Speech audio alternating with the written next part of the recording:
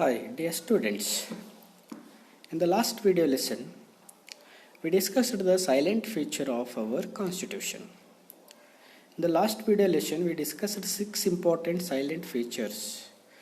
Okay, today, I want to continue the other silent features of our constitution. 7th silent feature, that is the fundamental duties. ಮೂಲಭೂತ ಕರ್ತವ್ಯಗಳು. This is the 7th one. Let us see which are the fundamental duties or what is fundamental duty. Duties are our responsibilities towards our country. ಹಾಗಾದರೆ ಕರ್ತವ್ಯ ಅಂತಂದ್ರೆ ಏನು ಅಂತಂದರೆ ರಾಷ್ಟ್ರದ ಕುರಿತಾಗಿ ನಾವು ಮಾಡಬೇಕಾಗಿರ್ತಕ್ಕಂಥ ಜವಾಬ್ದಾರಿಗಳನ್ನು ಮೂಲಭೂತ ಕರ್ತವ್ಯಗಳು ಅಂತಂದು ನಾವು ಕರಿತೀವಿ. Okay, here 11 fundamental duties have been delineated in the A part of the 4th chapter under 51A of our constitution. ಹಂಗಾರೆ ಎಷ್ಟು ಮೂಲಭೂತ ಕರ್ತವ್ಯಗಳದವೆ ನಮ್ಮ ದೇಶದ ಸಂವಿಧಾನದಲ್ಲಿ ಅಂತಂದರೆ 11 ಮೂಲಭೂತ ಕರ್ತವ್ಯಗಳದವೆ. 11 ಮೂಲಭೂತ ಕರ್ತವ್ಯಗಳನ್ನು ನಮ್ಮ ಸಂವಿಧಾನದ 4ನೇ ಅಧ್ಯಾಯದ 51A ಅಂತಕ್ಕಂಥ ಒಂದು ವಿಧಿಯಲ್ಲಿ ಅಳವಡಿಸಲಾಗಿದೆ. Okay, next important silent feature, 8th one, directive principles of state policy. ರಾಜ್ಯ ನೀತಿ ನಿರ್ದೇಶಕ ತತ್ವಗಳು.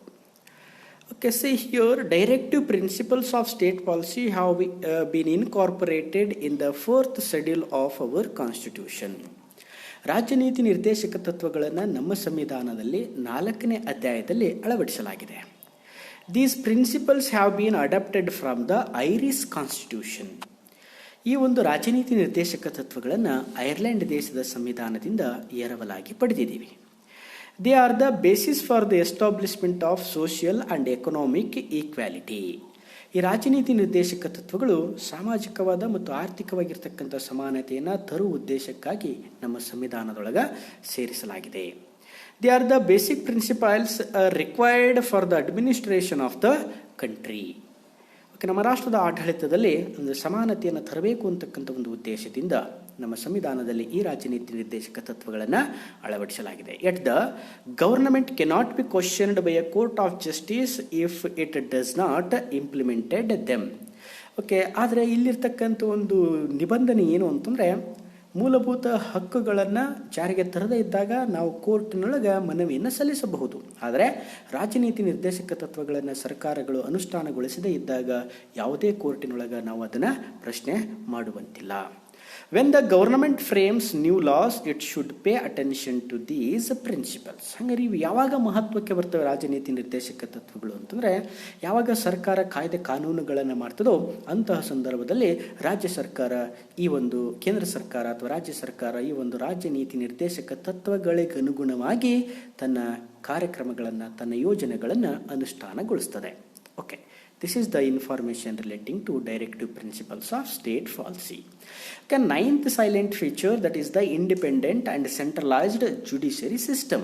ಸ್ವತಂತ್ರವಾದ ಮತ್ತು ಕೇಂದ್ರೀಕೃತವಾದ ನ್ಯಾಯಾಂಗ ವ್ಯವಸ್ಥೆ. Okay, see, this is the picture of Supreme Court. Where is our Supreme Court? ನವದೆಹಲಿ. ಇದು ನಮ್ಮ ಸುಪ್ರೀಂ ಕೋರ್ಟ್ದ ಒಂದು ಚಿತ್ರ.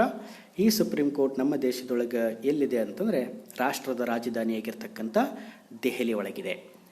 Hour judiciary is independent and centralised.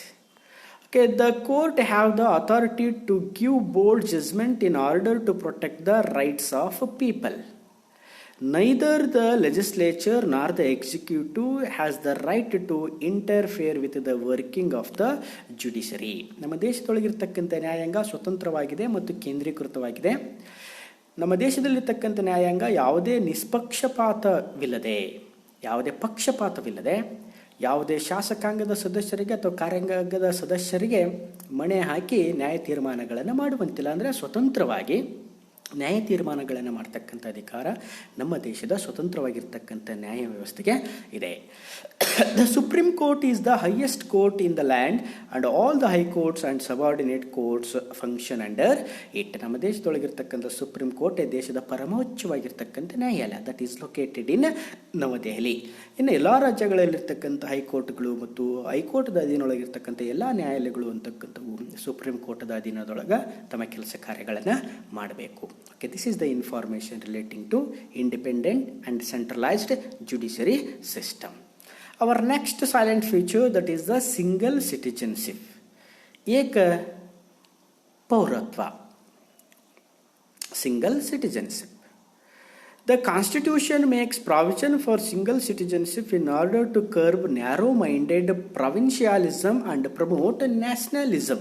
ನಮ್ಮಲ್ಲಿ ಸಂಕುಚಿತವಾಗಿರ್ತಕ್ಕಂಥ ಪ್ರಾದೇಶಿಕ ಮನೋಭಾವನೆ ಬೆಳೆಬಾರದು ಅಂತಕ್ಕಂಥ ಒಂದು ಉದ್ದೇಶದಿಂದ ದೇಶದಲ್ಲಿರುವ ಎಲ್ಲ ಜನರಲ್ಲಿ ರಾಷ್ಟ್ರೀಯ ಒಗ್ಗಟ್ಟು ಮೂಡಬೇಕು ಅಂತಕ್ಕಂಥ ಒಂದು ಉದ್ದೇಶದಿಂದ ನಮ್ಮ ಸಂವಿಧಾನದಲ್ಲಿ ಏಕಪೌರತ್ವಕ್ಕೆ ಅವಕಾಶವನ್ನು ನೀಡಲಾಗಿದೆ. The citizens of this country have the same right irrespective of their place of birth or residence. ನಮ್ಮ ದೇಶದ ಯಾವುದೇ ಪೌರ, ಯಾವುದೇ ಪ್ರಜೆ, ಯಾವುದೇ ಭೂಭಾಗದೊಳಗೆ ಜನಿಸಿರಲಿ, ಯಾವುದೇ ಪ್ರದೇಶದೊಳಗೆ ಜನಿಸಿರಲಿ, ಅವರೆಲ್ಲರೂ ಸಹಿತ ಭಾರತದ ನಾಗರಿಕರಾಗಿರುತ್ತಾರೆ. Okay, the legislature possesses the power to frame rules in this matter. ಏಕಪೌರತ್ವಕ್ಕೆ ಸಂಬಂಧಪಟ್ಟಂತೆ ಶಾಸಕಾಂಗ ಅಂತಕ್ಕಂಥದ್ದು ಕಾಯ್ದೆ ಕಾನೂನುಗಳನ್ನು ಮಾಡ್ತಕ್ಕಂಥ ಅಧಿಕಾರವನ್ನು ಹೊಂದಿರ್ತದೆ. Next feature, that is the adult franchise, ವಯಸ್ಕ ಮತದಾನ ಪದ್ಧತಿ. See, all citizens above 18 years of age may exercise their right to vote. ನಿಮ್ಮೆಲ್ಲರಿಗೂ ಗೊತ್ತಿದೆ, ಚುನಾವಣೆಯ ಸಂದರ್ಭದಲ್ಲಿ ಜನರು ಮತದಾನವನ್ನು ಮಾಡ್ತಾರೆ. ಹಾಗಾದರೆ ಮತದಾನ ಮಾಡಬೇಕು ಅಂತಂದರೆ ಎಷ್ಟು ವರ್ಷ ವಯಸ್ಸಾಗಿರಬೇಕು ಭಾರತೀಯ ಪ್ರಜೆಗಳಿಗೆ ಅಂತಂದರೆ 18 ವರ್ಷ ವಯಸ್ಸಾಗಿರಬೇಕು. 18 ವರ್ಷ ವಯಸ್ಸಾಗಿರ್ತಕ್ಕಂಥ ಎಲ್ಲ ಭಾರತೀಯ ನಾಗರಿಕರು ಸಾರ್ವತ್ರಿಕವಾಗಿರ್ತಕ್ಕಂಥ ಚುನಾವಣೆಗಳಲ್ಲಿ ತಮ್ಮದೇ ಆಗಿರ್ತಕ್ಕಂಥ ಮತದಾನ ಮಾಡುವುದರ ಮುಖಾಂತರ ತಮ್ಮ ಪ್ರತಿನಿಧಿಗಳನ್ನು ಆಯ್ಕೆ ಮಾಡ್ತಾರೆ. ಆ ಮತದಾನ ಮಾಡ್ತಕ್ಕಂಥ ಪ್ರಕ್ರಿಯೆ ವಿವಿಧ ಚಿತ್ರಗಳು ನಿಮ್ಮ ಕಣ್ಣೆದುರಿಗೆ ಕಾಣ್ತಾದವು ಅಂತಕ್ಕಂಥದ್ದು. ನೆಕ್ಸ್ಟ್, ಬೈಕ್ಯಾಮರಲ್ ಲೆಜಿಸ್ಲೇಚರ್, ದ್ವಿಮುಖ ಶಾಸಕಾಂಗ. See, the central legislature is called parliament. The parliament consists of two houses, the legislature house, that is the Lok Sabha, and the lower house, that is the Lok Sabha, and the upper house, that is the Rajya Sabha. ನಮ್ಮ ಕೇಂದ್ರ ಶಾಸಕಾಂಗವನ್ನು ನಾವು parliament ಅಂತಂದು ಕರಿತೀವಿ. The central legislature is called parliament. ಆ parliament ಅಂದರೆ ಸಂಸತ್ತು 2 ಸದನಗಳನ್ನು ಹೊಂದಿರ್ತದೆ. This is the parliament house, ಸಂಸತ್ ಭವನ. ಈ ಸಂಸತ್ ಭವನದೊಳಗೆ 2 ಸದನಗಳು ಅಂತಕ್ಕಂಥ ಬರ್ತವೆ. ಮೊದಲನೇ ಸದನ ಯಾವುದಪ್ಪ ಅಂತಂದರೆ that is the lower house. Lower ಹೌಸನ್ನು ಏನಂತ ಕರಿತೀವಿ ಅಂತಂದರೆ Lok Sabha. This is the lower house, Lok Sabha. Then upper house, second one, that is the Rajya Sabha. See, this is the upper house. This is the upper house. This is the upper house, red carpet. This is the lower house, green carpet. ಅಂದರೆ ಅಲ್ಲಿ ಅಧಿವೇಶನಗಳು ಕೆಳಮನೆ ಅಂತ ಕರಿತೀವಿ. ಮೊದಲನೇದ ಕೆಳಮನೆಯನ್ನು ಲೋಕಸಭೆ ಅಂತ ಕರೀತಾರೆ, ಎರಡನೇದನ್ನು ಮೇಲ್ಮನೆ ಅಂತ ಕರೀತಾರೆ, ಮೇಲ್ಮನೆಯನ್ನು ರಾಜ್ಯಸಭೆ ಅಂತಂದು ಹೇಳ್ತಾರೆ. ಅಲ್ಲಿ ಅಧಿವೇಶನಗಳು ನಡೆದಾಗ ಆ ಸಂಸತ್ತಿನೊಳಗೆ ಸದಸ್ಯರು ಹೆಂಗೆ ಭಾಗವಹಿಸಿರ್ತಾರೆ ಅಂತಕ್ಕಂಥ ಚಿತ್ರ ನಿಮ್ಮ ಕಣ್ಣೆದುರಿಗೆ ಇದೆ. ನೆಕ್ಸ್ಟ್, ಪಾರ್ಟಿ ಸಿಸ್ಟಮ್, ಪಕ್ಷ ಪದ್ಧತಿ.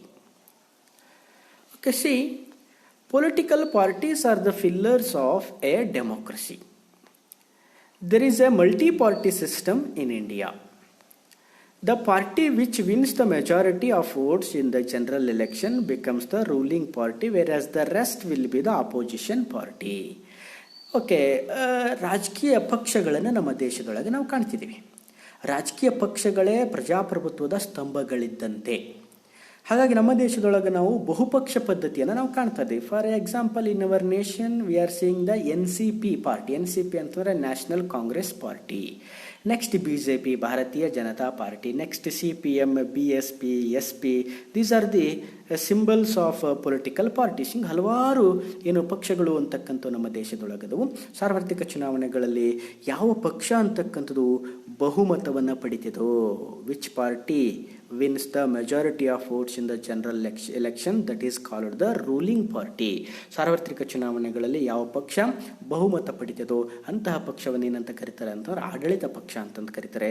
ಯಾವ ಪಕ್ಷ ಅಂತಕ್ಕಂಥದ್ದು ಈ ಕಡಿಮೆ ಓಟನ್ನು ತೆಗೆದುಕೊಂಡು ಚುನಾವಣೆ ಒಳಗೆ ವಿಜಯವನ್ನು ಸಾಧಿಸ್ತದೋ ಅಂತಹ ಪಕ್ಷವನ್ನು ವಿರೋಧ ಪಕ್ಷ ಅಂತಂದು ಕರೀತಾರೆ. ಹಿಂಗೆ ಈ ಎರಡು ಪಕ್ಷಗಳು ಆಡಳಿತ ಮಾಡ್ತಕ್ಕಂಥ ಒಂದು ವ್ಯವಸ್ಥೆನೇ, ಅಥವಾ ಹಲವಾರು ಪಕ್ಷಗಳು ಬಹುಪಕ್ಷ ಪದ್ಧತಿಗಳು ಕೂಡಿಕೊಂಡು ಆಡಳಿತ ಮಾಡ್ತಕ್ಕಂಥ ಒಂದು ವ್ಯವಸ್ಥೆನೇ party system. This is the another silent feature of our constitution. Okay students, today I will stop my video lesson.